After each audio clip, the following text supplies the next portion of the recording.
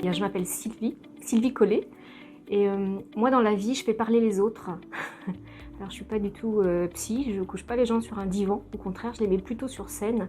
Donc mon travail c'est vraiment d'accompagner les gens sur des prises de parole, que ce soit des entrepreneurs, que ce soit des étudiants, que ce soit des intrapreneurs, en tout cas toute personne porteuse d'un projet et qui a besoin de s'exprimer. Pour moi c'est une opportunité pour les étudiants. C'est-à-dire qu'ils ont un parcours qui est très académique, ils apprennent tout un tas de choses concernant la matière qu'ils ont choisie. Mais en dehors de cette matière-là, il y a vraiment à apprendre à être. Il y a vraiment à apprendre à se comporter, il y a vraiment à aller finalement explorer d'autres pistes. Moi personnellement, c'est ce que j'ai fait, mais bien après mes études. C'est pour ça que je dis que pour moi, c'est une opportunité qu'ils puissent traverser ça pendant leurs études.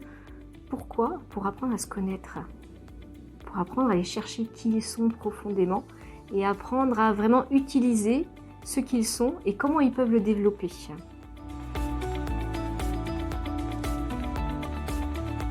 Très curieuse cette question parce que quand on commence avec eux, on a l'impression que ça leur plaît pas du tout. On a l'impression que ça les bloque, on a l'impression que vraiment on va leur chercher leur tripes. Et puis au fur et à mesure, il y a quelque chose qui se débloque chez eux parce qu'on crée un tel climat de confiance qu'ils se disent « Très bien, j'ai un univers qui est privilégié dans lequel je peux m'explorer, vraiment. » Ça, c'est important. Et c'est drôle parce que j'ai plein d'étudiants qui viennent souvent me voir à la fin des modules en me disant « Mais est-ce que vous recommencez l'année prochaine avec nous ?» Donc ça prouve bien que du moment de timidité initiale, on arrive à quelque chose où, oui, ils sentent que ça leur apporte concrètement quelque chose et qu'ils peuvent s'en servir tout de suite. Parce que c'est ça qui est intéressant. On n'est pas que dans la théorie, on est dans quelque chose qui est applicable immédiatement. Unanimement, ils me disent que la première chose que ça leur apporte, c'est qu'ils arrivent à affronter le regard des autres. Et quand on parle de prise de parole, qui est moi mon sujet, la première chose à aller visiter, c'est vraiment se désolidariser de cette peur du regard des autres. Voilà. Ça, c'est vraiment la première chose. Et puis ensuite, ils acquièrent vraiment des bases de prise de parole, mais en utilisant l'outil théâtre. Donc on part dans des extrêmes.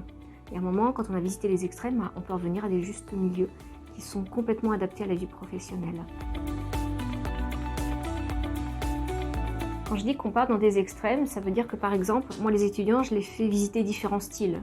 Ça peut être du tragique, ça peut être du comique, ça peut être du western, ça peut être de la BD, ça peut être du film d'horreur. Donc c'est pour ça que je dis qu'on part vraiment dans les extrêmes.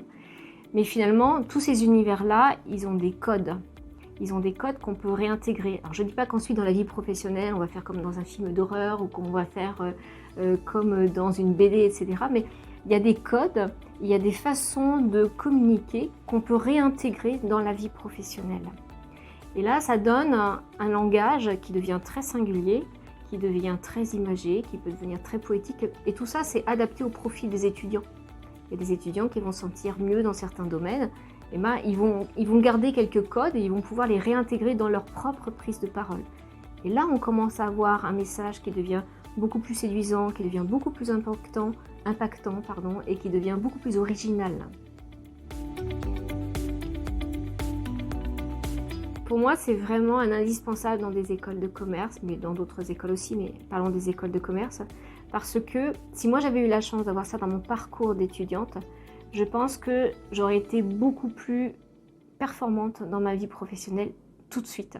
Et j'aurais eu moins besoin de chercher qui j'étais à côté, finalement, ce que ne m'apportait pas du tout le parcours académique.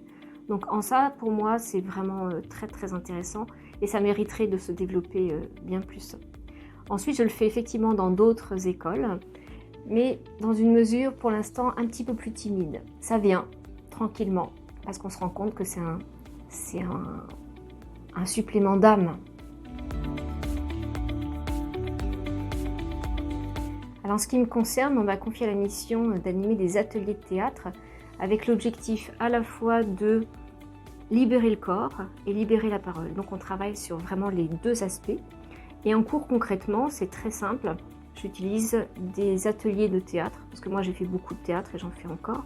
J'utilise vraiment les bases du théâtre pour aider les étudiants à sortir complètement de leur carcan. Je leur dirais, saisissez toutes les opportunités qui s'offrent à vous dans les écoles, déjà. Allez explorer, même si vous vous sentez en difficulté, même vous sentez que c'est en dehors un peu de votre zone de confort actuelle, parce que les zones de confort, ça évolue tout le temps, les lignes se repoussent. Mais allez, essayez, frottez-vous à ce qui vous met en danger. Vous êtes accompagné, mais allez-y, profitez.